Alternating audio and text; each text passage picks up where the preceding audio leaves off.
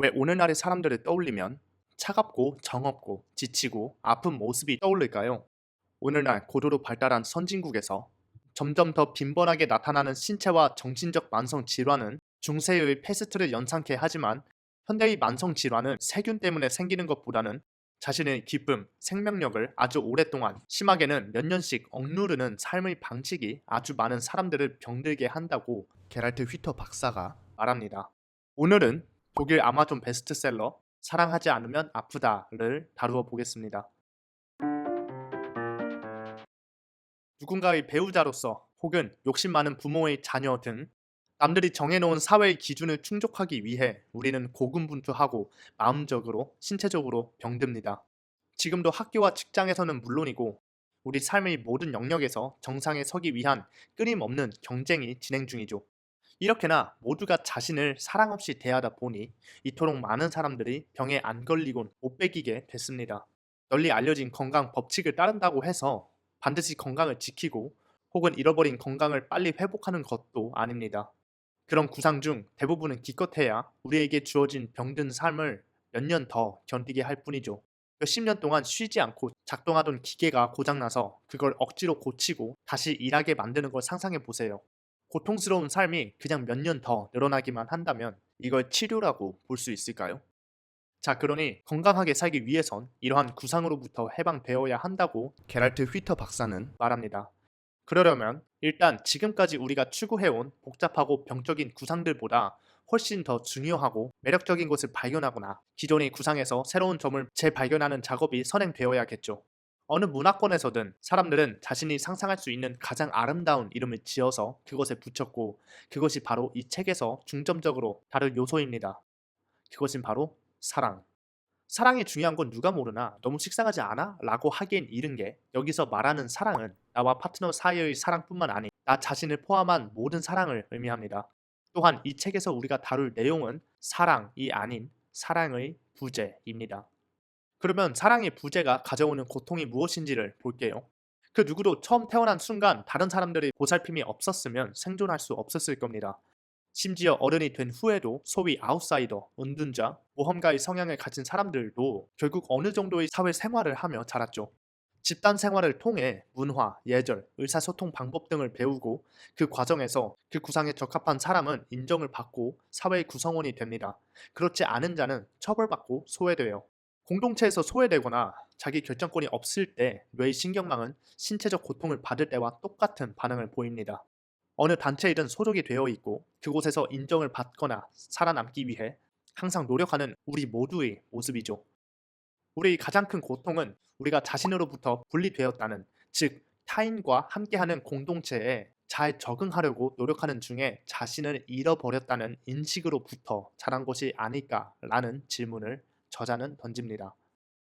그러면 어떻게 그 고통을 없앨까?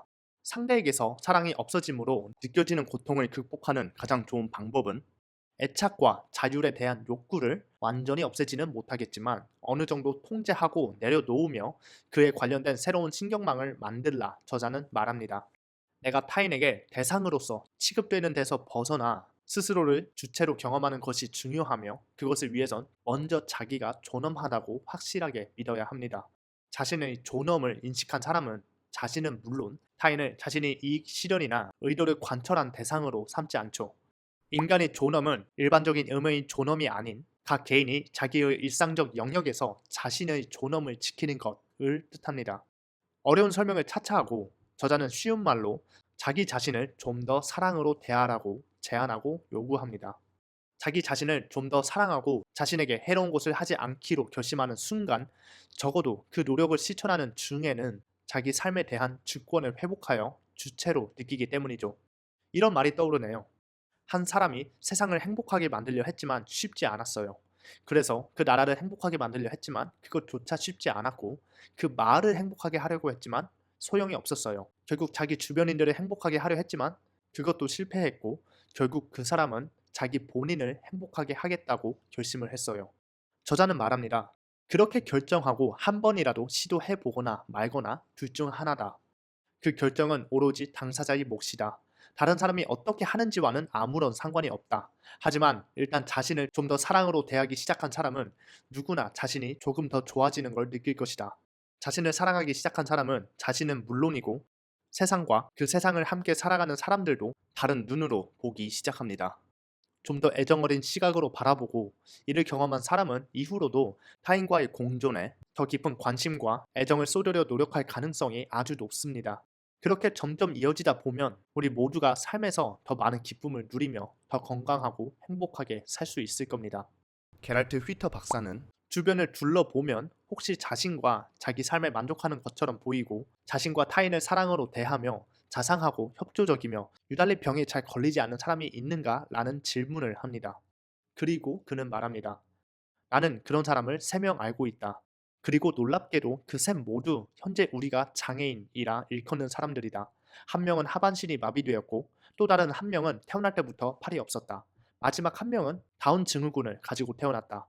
남들이 보기엔 하나같이 힘겨운 인생이다. 평균적 기준에 부합하는 상태를 정상이라고 한다면 이들 모두 정상은 아니다.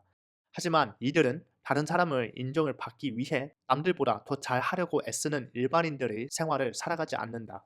이들은 정상적인 사람들의 기대에 부응하겠다는 생각으로 살지 않고 다른 사람과 경쟁할 필요를 느끼지 않는다. 남들처럼 되기 위해 다른 사람들이 옳다고 판단하는 것에 맞추려고 노력하지도 않고 자기 모습을 바꾸려고 억지로 몸을 비틀지 않는다. 이들이 있는 그대로의 자신을 받아들이고 자신의 연약한 몸을 사랑할 수 있는 이유가 여기 있을 것이다. 물론 몸이 불편한 모두가 이럴 수 있는 것은 아니죠. 자신의 운명을 비관하고 자신은 물론이고 타인을 사랑 없이 대하는 장애인도 분명 있고 그럴 땐 그들에게도 우리 정상인과 똑같은 상황이 벌어진다고 게랄트 휘터 박사는 말해요. 그럴수록 진정한 행복을 느끼지 못하고 신체적으로도 점점 더 많은 문제를 겪으며 더 자주 병에 걸리게 되는 것 같지요. 부모와 교사 혹은 우리가 지향점으로 삼은 다른 사람들의 생각을 쫓는 동안 우리가 자신의 살아있는 욕구를 억누르도록 강요받는다는 사실도 알아채지 못했습니다. 그렇게 우리는 사랑 없이 스스로를 대하는 법을 배웠어요. 그것이 우리를 불행하게 할 뿐만 아니라 언젠가는 병들게 한다는 사실조차 알지 못한 채 말이죠.